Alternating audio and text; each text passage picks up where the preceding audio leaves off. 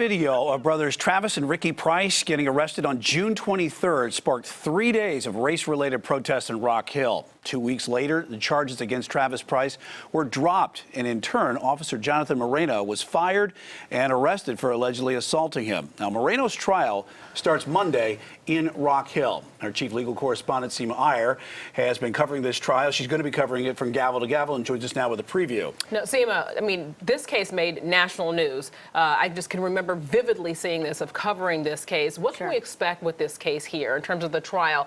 Who do you think is going to testify? How long do you think this whole trial is going to take? And, you know, what can we expect? You know what? I got to give credit to the big guy. Brian called that there was a problem with this case from that night that video was released. Right away. I was texting you. Brian texted me in the middle of the night. Of course, I ignored him like I always do. But I'm not going to ignore you guys because we have to talk about this very important trial.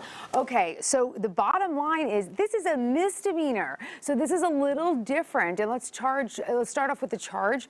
It's assault and battery, which means that it is going to be a jury trial, but 6 jurors because it's in magistrate court as opposed to superior court. Now, the jury does have to reach a unanimous verdict in this case, even though there are 6 jurors. But because of COVID, I'm going to expect the judge is going to try to seat at least 2 alternates, although the trial is only expected to last a few days. So assault and battery, that charge involves Travis Price. Travis Price is the only complaining witness, so guaranteed we got to hear from Travis Price. Also, expect to hear that and see, that video, that body cam video, and perhaps maybe even the woman who took the video to get that into evidence, or perhaps they already stipulated to that.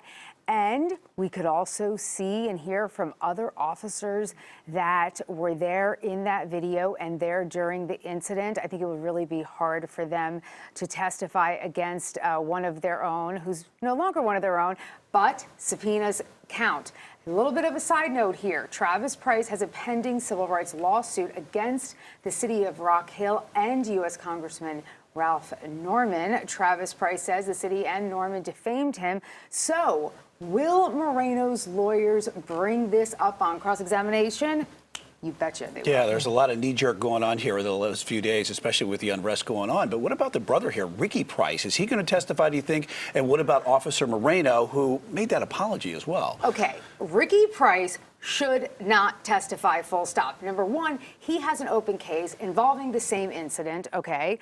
Number two is that Ricky Price, unlike Travis Price, has an extensive criminal record. Listen, I've spent time with both of these Price brothers. They are very different. So it is too harmful and risky for Ricky Price to come and testify, and also he could hurt the case, right?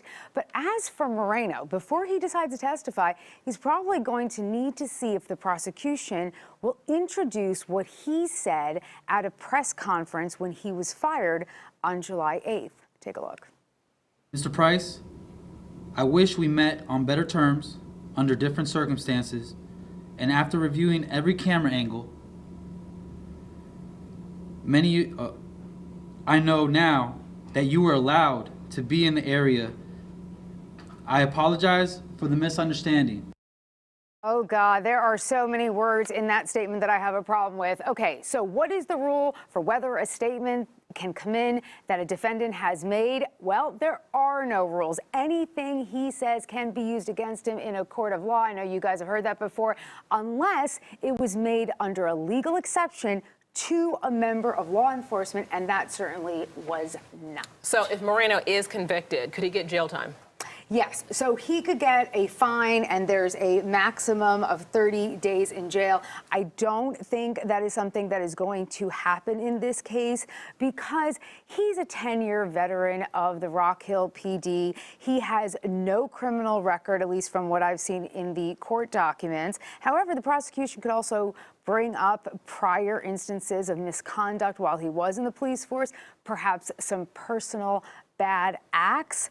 But right now, there's a lot to be seen. Of course, we've got you covered gavel to gavel, starting bright and early Monday morning, guys. Yeah, I know it's going to be an explosive case for sure. As far as we were just, the Rock Hill people, the community there was just trying to heal from that, and now probably rip open a little bit of the wounds there a little bit. Yeah, I hope everyone just stays safe during the trial. All right, Seema.